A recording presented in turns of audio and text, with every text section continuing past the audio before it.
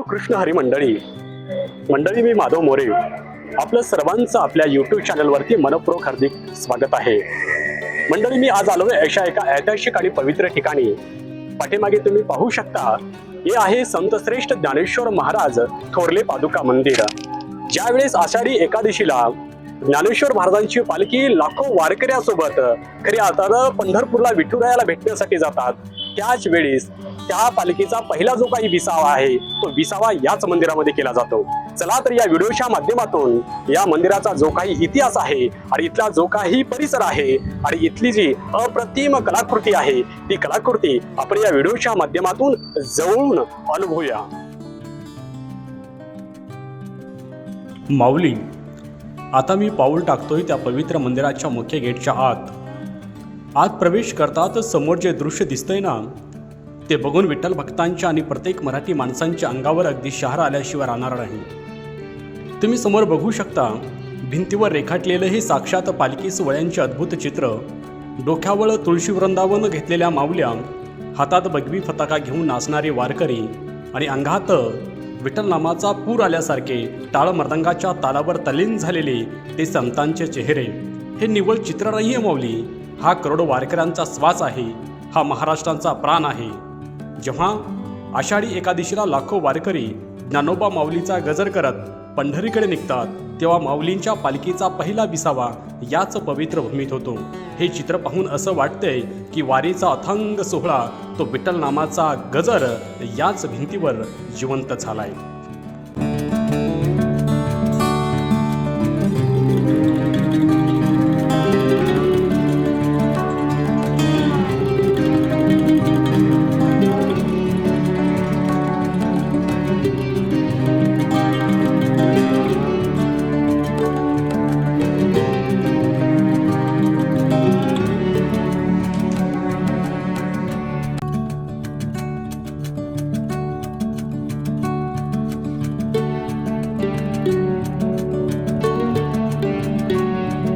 मित्रांनो, पालखी सोहळ्यांचे ते अद्भुत रूप डोळ्यात साठवून आपण जसे पुढे येतो तसे या मंदिराच्या पवित्र अंगणात आपल्याला दर्शन होतं ते संकटमोचन रामभक्त हनुमानजीच्या एक अत्यंत सुंदर छोट्या मंदिराचे।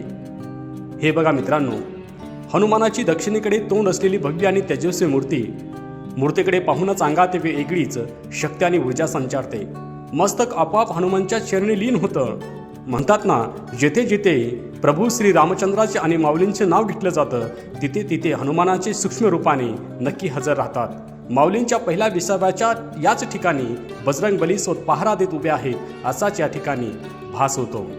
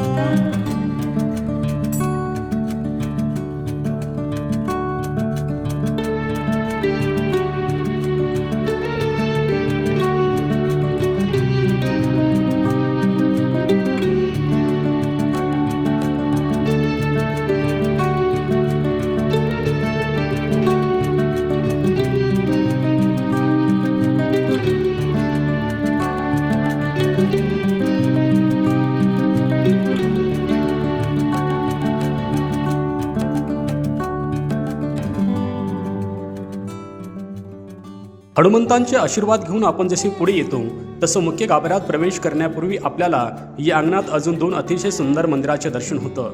जर तुम्ही मंदिराच्या उजव्या बाजूला बघितलं तर येथे विराजमान आहेत सगळ्यांचे लाडके सुखकर्ता दुःखहर्ता श्री गणेशजी, आणि अगदी त्यांच्या विरुद्ध बाजूला म्हणजेच मंदिराच्या डाव्या बाजूला आपल्याला दर्शन होतं ते साक्षात प्रभू दत्तात्रेयांच्या विलोभनीय रूपाचं।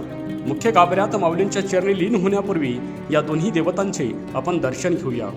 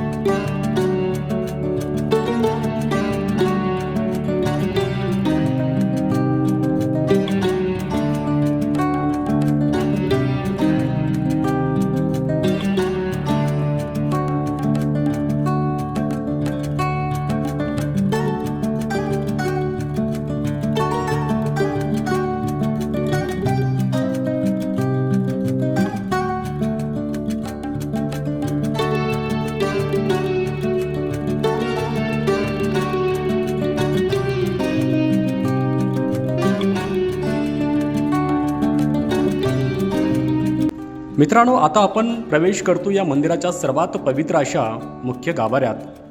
गाभाऱ्यात पाय ठेवताच सगळ्यात अगोदर आपल्याला दर्शन होतंय ते संत श्रेष्ठ ज्ञानेश्वर माऊलींच्या या अतिशय तेजस्वी आणि शांत मूर्तीचं.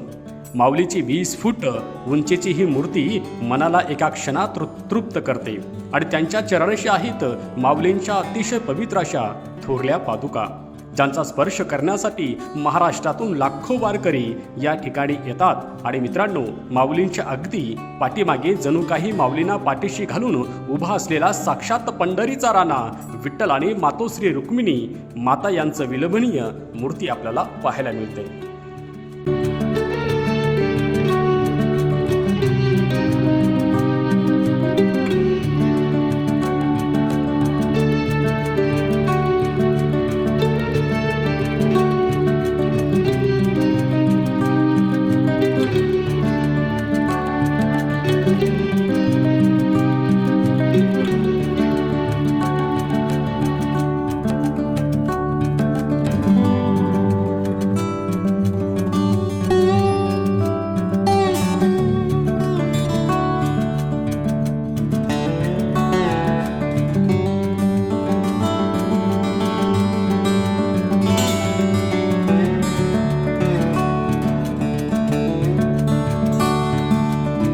मित्रांनो, विठू माऊलीचे हे विलोभनीय दर्शन घेतल्यानंतर आता आपण जाणून घेऊया पवित्र मंदिराचा रंजक इतिहास आणि इथली अप्रतिम वास्तुकला. जवळपास 1998 मध्ये ॲडव्होकेट विष्णू तापकीर यांनी पुढाकार घेऊन या देखण्या मंदिराचा जीर्णोद्धार बांधकामाचे काम सुरू झाले. हे संपूर्ण बांधकाम टप्प्याटप्प्याने पुढे सरकले.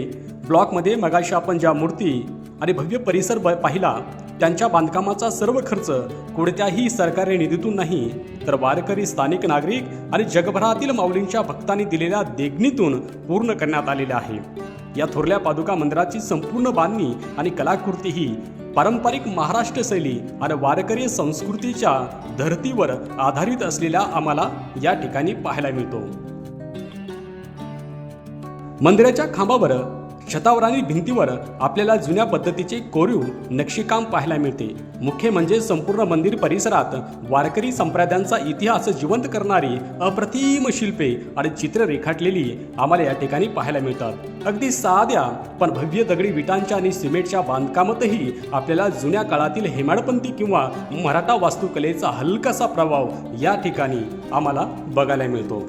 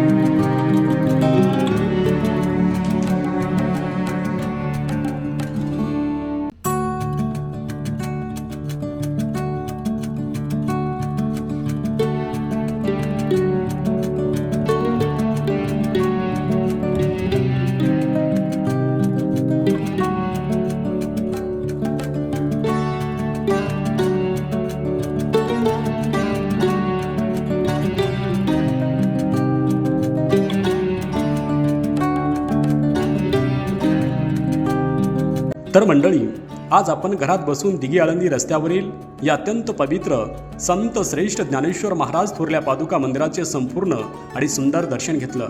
जर तुम्ही चॅनलवर नवीन असाल तर आपल्या चॅनलला सबस्क्राईब करायला विसरू नका, कारण असेच नवनवीन आणि सुंदर व्हिडिओ तुमच्यासाठी पुढेही येत राहतील.